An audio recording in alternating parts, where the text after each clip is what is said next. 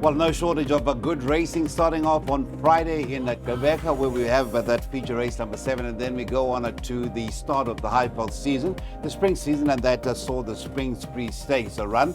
And now we go to KZN, and it is Peter Marisburg, where we have an 8-race program awaiting us at Scottsville, and we're looking forward to a very, very competitive 8-race program. You're watching Weighted to Win as we continue to preview weekend racing, and it is proudly brought to you by Betway. Now, race number 1 is a ploughed bloodstock maiden plate for fillies and mares over the 1,200 meters, the first leg of the Bipot, and a popular favorite for many on the card is number 4, that is Kerari Rose, from an informed Mike Miller stable. Matthew Thackeray rode on a debut, and it ran second, just over a length behind Lizwe Ilalile. That is number 4, Kerari Rose, and that is at around 12 to 10. That will be your favorite. Well, to take us through the preview for racing coming through from KZN this Sunday is none other than Gary John Citron. Gary John, it seems like a lifetime since we last spoke.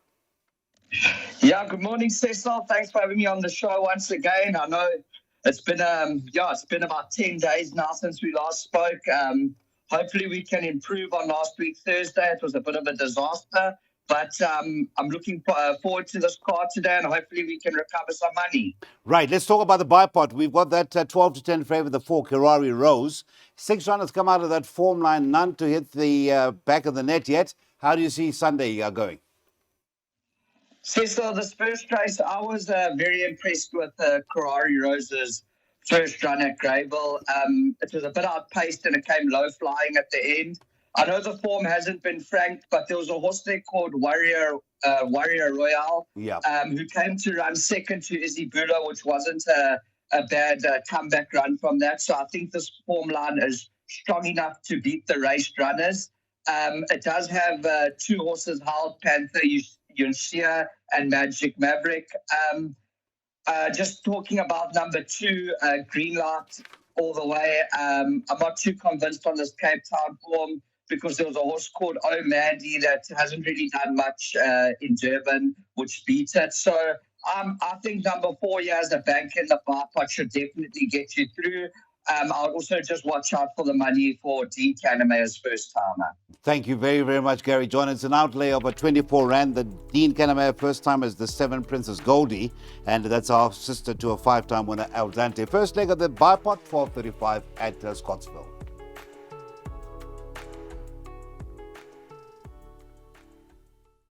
All right, we head on to the first leg of the PA. Race number 2 is off at 1:10 at Scottsville on Sunday. It is the spring day officially, the 1st of September, but given the weather this weekend, it doesn't feel like it is actually spring that beckons. The Stuart Ferry Racing Maiden Plate is over the 1,400 meters, and just having a look at the betting, you've got the Gareth Van Sale charge. Colatonic, the 7, as your favorite at 26 to 10. 3 to 1 is number 1, Achieve Runner. This is the first timer from the Dean Canamere stable, racing the colors of the Kaya Racing Stables. And then you've got 5 to 1 about the 11 Artist Model. It's 15 to 2 and better about those. Well, Gary John, it seems there's a bit of interest in the first time. A 3-year-old son of Denon Platina goes by the name Chief Runner. Craig Zaki back refreshed after a break from racing at the end of the season. He teams up with Dean. And anything in the grapevine about the one horse in race 2? Cecil, I haven't heard anything from about number 1, but I do have respect for it because I can see it. There's been a bit of support for it, and it's also draw 1. So obviously, I'd watch it go down, see how it looks before making any decisions over there. In this race, I made my best bet, Colatonic.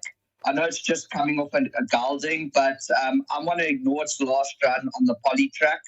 There's been 2 winners out of that form line, Brigart and Notable, which I still don't believe was a true run by Colatonic. It could have finished closer. But going 1 run back where it ran in a winner's race, it beat 21 May in that field to Cold Shine. And 21 May come out to beat Bjorn Ironside and also ran in the Group 1. Also, if you go back to his previous Cape Town form, it's been running in winners' races against really, really nice horses. I mean, it beat Buzz Bomb, which has come out to win in Durban.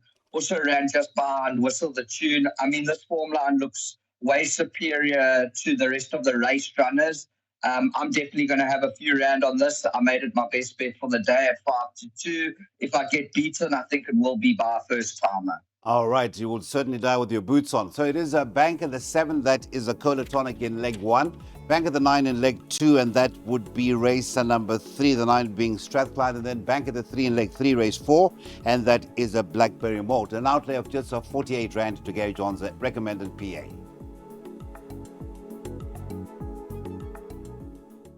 Well, we've got a card that is worth taking a plunge on, and certainly taking the place order comes, win place order comes. There are many, many markets you can access on the Betway app.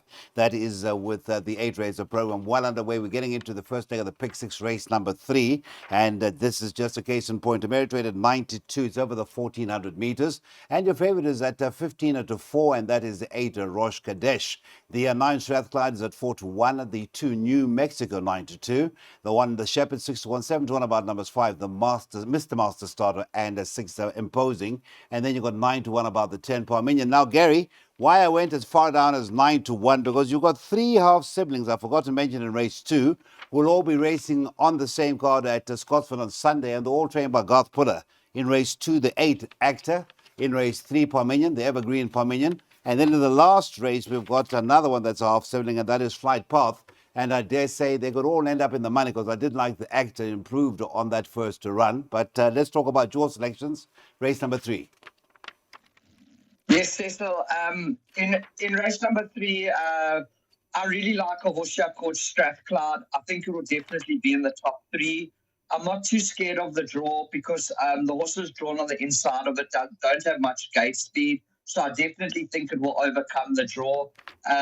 It does, on its last run to the Real Prince over the 1200, was a great run. I mean, it was a length and a half better than the field if you take the Real Prince out.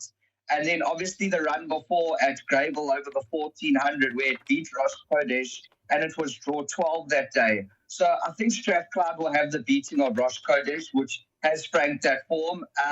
I do have respect for the Shepherd, but it does have a problem at the starting stalls. I know that from a young horse. New Mexico also doesn't have the worst form, and Mr. Master Starter, I'm not sure. I really like its last run, but I'm not sure if it's a poly horse or a turf horse over there. But I'm definitely leaning to Strathclyde here. I think it should be in the top 3, if not win it. Thank you very much. So Strathclyde is the first choice out of those 4 horses in the first leg of the Pick 6. 1, the Shepherd, 2, New Mexico, the 8, Rosh Kadesh rather, and the 9, Strathclyde. That's the Pick 6 starting at 13:45 with the running of race 3.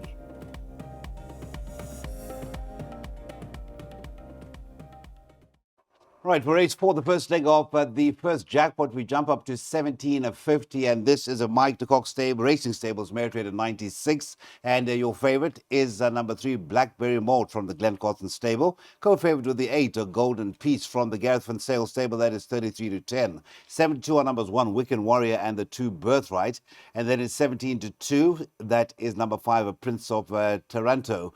The 6, that is Little Mary Sunshine, is a 10 to 1, along with the 7, Positive Attitude, also 10 to 1, and the least fancied is a 4, Ivy League, and that is at 14 to 1. So that is your entire betting for what is an 8-runner field, but very competitive if you look beyond the Cotson runner. But again, easy to back at 33 to 10. What are we doing here in race number 4, the first leg of the first jackpot, Gary John? Cecil, I was very indecisive on this race. When I saw Weekend Warrior running, I got very excited, but then I got put off about the 133-day rest. Just looking at, speaking on Blackberry Malt, I had to split them somehow. And Blackberry Malt, funny enough, on its older previous Cape Town form to Zil Morris, beat Weekend Warrior, and then also the run to Pomodora's Jet. It also beat Weekend Warrior, I think, by 3 or 4 lengths that day. So I had to lean towards Blackberry Malt.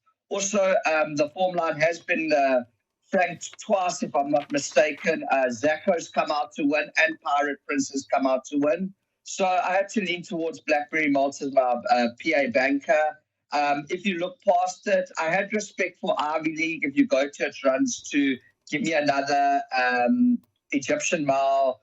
Those runs are really good runs. Even its last run to Red Palace, the only problem with this horse is the filly carrying top weights against open company. They normally get rolled. But if you see a bit of value in it, it might be worth a little bit of a a strike, but I'm strong here on number 3 to get us through the PA.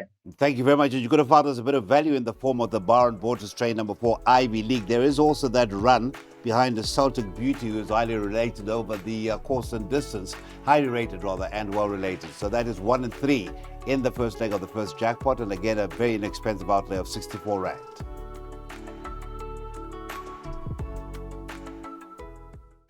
Really excited about the forthcoming starter to the local PSL. That is on the 14th of September. We start off with none other than the Tshwane Derby. That is a super sport versus the reigning champion Sundowns, and that will be the launch of the Betway PSL League, which is set to run for at least 5 years, and dare say that could be a fixture on a local sporting calendar. Right, let's get back to racing and race number 5. We stay over the 1750, but we drop down in handicap to a merit rated 73.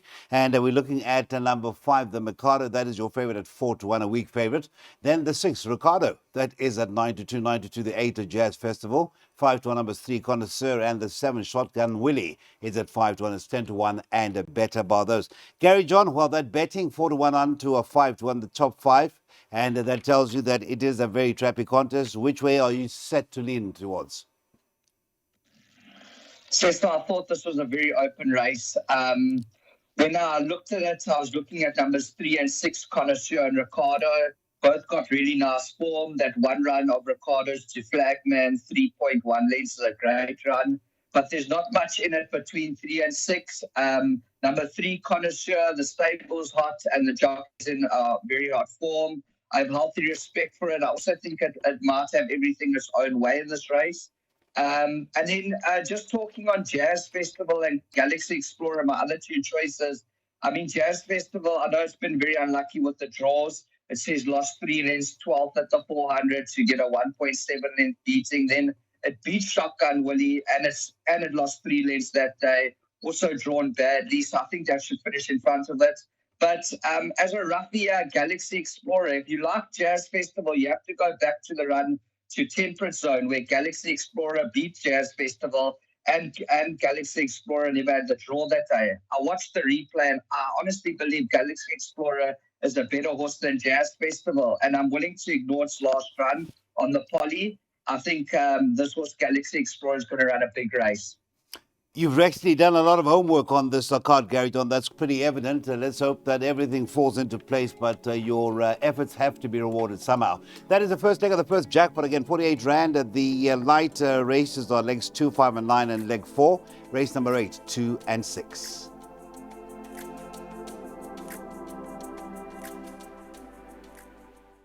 For race 6, it is a take 2, a merit rated 73, again over the 17, a 50, and again it looks very competitive. Just looking at the betting itself, I think it is a 4 to 1 the field. Let's have a look at the top of the boards there. That is Global Movement at 4 to 1, 9 to 2 on numbers 5, Fair Advantage, and the 9, Ladies World. 11 to 2 is the 3, Nightjar. The 7, Hiawatha Goldberg is at 13 to 2, is 7 to 1, and a better bar those. Well, we're looking at race number 6, the first leg of the last pick 3, getting underway at a 3:30, and a field of 9 carded. The second favorite, or one of the big market rivals to the favorite, is the 9, Ladies World, and that is from the Harold Crawford and Michelle Ricks stable after a very good second behind a Woodland Glade last time out over the 1800 on the poly track. In fact, all its last 3 runs have been on the poly track. I wonder if that's going to worry our analyst, Gary John. Gary John, Ladies World, back to the turf. Kenilworth runs on the turf, perhaps against a stronger. You give it a bit of a chance, I see. Cecil, in all my bets here, I've gone 5 and 9. Just touching on Ladies World, I know she's a young filly taking on Open Company, but she's not carrying top weight, which is nice to know. I really think its form line is better than this field. Going back to its turf run at Greyville to Great Plains, it was absolutely a great run from draw 8. It beat Field Marshal and Soho Star. Field Marshal came out to run a cracker in Open Company. Soho Star has won also in Open Company after that. So I had to lean towards Ladies World over here, and I made a clear danger, Fair Advantage, the Cape Town horse. I really like his last couple runs, especially the run to Green Mandarin that has won 3 in a row. And also, if you go back a while back, its run to Oriental Charm, 3.6 lengths, was also a good run. There's some nice horses in here. I'm going to be bridging my bets here. So I'm going to be backing the 5 and the 9, and I think I'm going to be averaging about 14 to 10 my money if one of them win, and I'm also will be taking the exactas. Thank you very much, Gary John. 5 and 9, that is the exact suggestion with the Ladies World, looking for that second win from only 8 outings, whilst Fair Advantage will be looking for a third win from 22 outings. That is race 6, the first leg of the last pick 3.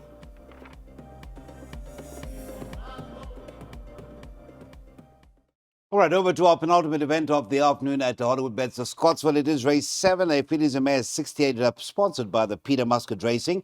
We drop in grade to 68, Fillies and Mares 68, and a drop in distance to a mile. We're Vimachidi, number 1 from the bottom board stable with Muzieni aboard, is the weak favorite at 4-1. The 2 Apostiki is at 9-2, also 9-2. Our numbers 5 Hot Strike and the 7 the Queen Bee. Mystique Rouge, number 6 is at 15-2, along with the 10 Pink Diamond. Arisa made a win in an inform silks, a pair of silks, and that is the Manu Pandram silks on the 10 Pink Diamond. Right, we have got race number 7, Mr. Gary John, 1600 meters, the first leg to the last double, and that's off at 4:05. As also Trappy, Fillies and Mares, a lowly handicap, and which way are you sliding? Sister, also I found this race very open. I lean towards Hot Shark slightly because of the horses it's run behind. I feel like this form line is better than this field. Just saying, especially how Woodland Glade has improved and ran a good race the other day. In its last race, Woodland Glade was in the Escape Artist, not bad horses. And then even the run before, Escape Artist was in there, Phasar. I think this form line's strong enough to beat this field. Then just touching on the one, I know it ran behind a nice horse, Care Forgot, but I really don't know how strong that field was. I'm still waiting to see how that form line turns out. And then another horse, just to touch on number 2, Spush Turkey. I think the 1600 will be a lot better for this horse. There's no problem with it staying the distance. I think it's a clear danger, this horse. That one run at Greyville, draw 11 to Mascarena sticks out. But once again, a very tricky race. Thank you very much. So the tentative selection is the 5 Hot Strike, and of course the 3 runs back beat a very consistent escapologist, and that was on the 17th of June. Thanks, Gary. That is the penultimate race selection. Rounding off the weekend of local racing will be race number 8, and that is with the running of a Hollywood Bets, a Bright Future Marriage Rate of 78. It's over the 1100 meters. You're still watching the Betway sponsored a Weighted to Win show. We're previewing the last at Scottsville, and it's the 2 Northern Warrior, ultra consistent, reunited with Rachel once again, and that is at 9-2. 11-2 are numbers 3 Jet Legacy and the 10 Tintamare, also 11-2. 6-1 the 11 Phyllis Spiel, and the 7 Zanbelli. Just touching on Philly Spiel, please note that it will be Apprentice D Play, and it will be coming in with his 4 kg claim. That is in race number 8, the 11 Apprentice Play, and it's a 4 kg claim at around 6-1. Right, a nice race to round off. It could be a nice quartet race, and here we've got Jet Legacy, who's not seen a track since coming through to win and beating Philly Spiel last time out, and at the weights is disadvantaged by that 1.5 kg or 3.5 kg. Rafa's Boy also in that race and has seen 2 more races come through, and that's just 2 of the runners that come out of that. But I'm interested in Flight Path and your thoughts on Flight Path before you give us your selection. Cecil, just looking at Flight Path, it's also its last 2 runs haven't been bad runs at all. Ran with the really strong horses like behind Ross Kodesh and Common Grounds. It must have a run in this field. It's a bit more open than what people think. The betting obviously suggests that. And then, just talking on the favorite Northern Warrior, when I see it at 9-2 and I look at Fire Tonic at 10-1, Fire Tonic has beaten Northern Warrior before. And there's not much in it in the weights on that day. So I really feel this horse Fire Tonic is priced up wrong. The drop, obviously the drop to the 1100 shouldn't be a problem for it. I think it might even suit it even more. But when I look at the betting here, I just can't believe this was Fire Tonic's 10-1 and 23-10 a place. It's very inviting. I think it has the ability to beat this field. especially when you look at the value like 9-2 the favorite or 10-1 Fire Tonic, and Fire Tonic hasn't held. So that's the question I asked myself. So I definitely lean towards Fire Tonic as my value bet for the day. I have healthy respect for Jet Legacy, but it is out in the weights. And then also just talking about Alec Lairds horse number 10, Tanta Marie. I don't really like it, to be quite honest. 3-year-old carrying this type of weight against older horses, it's going to be very hard. I do know it's got decent form, but these are really hard knockers in this field. I'm not sure if it can win with that weight, but I have to lean towards Fire Tonic here. And obviously, there's a few question marks with the Cape Town horses. I'm not sure what to expect from Connery and Kaapse Klopse. Thank you very much. It's been a card laden with value. You mentioned it a few times, and the race 8 is a case in point. Lots of value to be had if you find the right one. That was Gary John Citron with his preview to Hollywood Bets of Scottsville Racing on Sunday. 8 races, so it's straight into that Bipot with the opener, which is off at 12:35.